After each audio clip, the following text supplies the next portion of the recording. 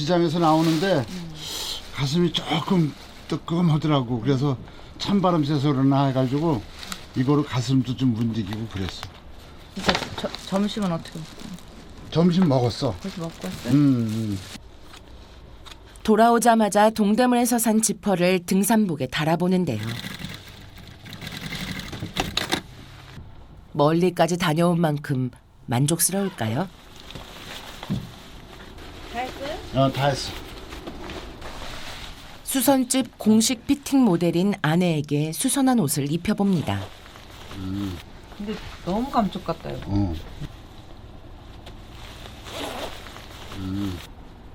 진짜 너무 잘했어. 여보, 진짜 잘했다. 야, 진짜 잘했어. 야, 당신이 항상 할 때마다 막 신기하다니까. 역시 옷 수선에 관해선 따라올 사람이 없네요. 옷도 예쁘게 나오고 검사 결과도 좋았건만 어딘지 모르게 수심이 가득해 보이는 남편. 그는 지금 어떤 마음인 걸까요? 참 많은 고비를 함께 넘어온 두 분인데 이 갑작스러운 통증에 또 한 번 가슴이 철렁하셨겠어요. 그런데 보면서 제가 좀 걱정됐던 부분이 그 심장 쪽에 스텐트 시술을 1년 새에 2번이나 하셨다고 했거든요. 네네. 근데 심혈관 스텐트 시술은 어떤 시술인가요? 아주 쉽게 말씀드리면 심장에 있는 동맥, 즉 심장으로 가는 혈관에 좁아진 부분을 넓혀주는 철망이다라고 생각을 하시면 될 것 같습니다. 그 주변을 봐도 아무런 전조 증상이 없다가 갑자기 알게 되는 분이 많더라고요. 혈관 질환은 왜 이렇게 알아채기가 어려운 건가요? 혈관이 완전히 막힌 상태가 아니기 때문에 자각하기가 쉽지가 않은 데다가 어지럼증 같은 전조 증상이 아주 잠깐 나타났다가 사라지니까 가볍게 생각하시는 경우가 많은데요. 그래서 증상이 나타나면 아까 말씀하신 것처럼 갑자기 쓰러져 아주 심한 경우에는 사망하시거나 심각한 후유증을 남기기도 합니다. 그럼 제가 질문 하나 드릴게요. 네. 우리 몸에 혈관이 있는 곳은 어디일까요? 보세요. 뭐 심장, 팔, 뭐 다리. 뭐 혈관은 몸 전체에 퍼져 있는 거 아닌가요? 맞습니다. 우리 몸 속 혈관 길이만 약 10만 킬로미터. 지구 2바퀴 반에 달하는 길이라고 하는데요. 박재길 씨가 앓고 있는 협심증과 더불어 심근경색, 심부전증 등이 대표적인 심혈관 질환이고요. 뇌혈관에 문제가 생기면 뇌졸중 혹은 뇌출혈이라고 합니다. 이야, 이게 듣기만 해도 무서운 이 혈관 질환들. 도대체 왜 발생하는 건가요?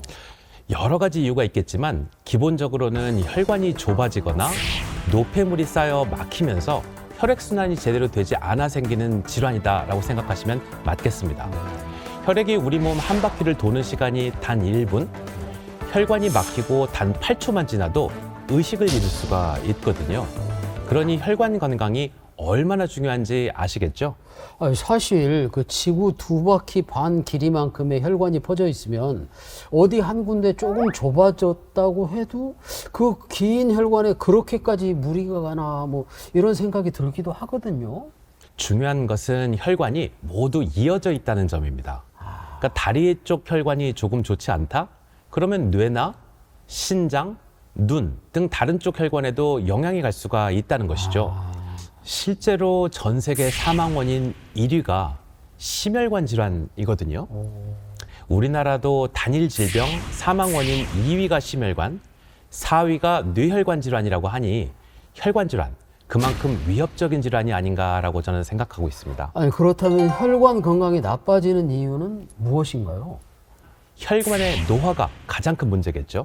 그래서 노화가 된 혈관은 제 역할을 못하는 경우가 많습니다. 혈관이 수축과 이완을 잘하려면 탄성이 좋아야 합니다. 근데 나이가 들수록 혈관의 탄성이 떨어지고 혈관벽이 딱딱해지거든요. 네. 그렇게 되면 혈관 손상도 쉬워집니다. 사실 어떻게 해야 혈관 건강을 챙길 수 있는지는 좀 막막하거든요, 선생님. 너무나 당연한 얘기지만 운동을 하셔야 됩니다. 그렇죠. 일상에서 가볍게 계단을 오르내린다거나 가사노동 같은 신체 활동도 좋고요. 네. 심장 질환이 있다 하더라도 빠르게 걷기, 체조 같은 가벼운 유산소 운동은 매일 하시는 것이 좋습니다.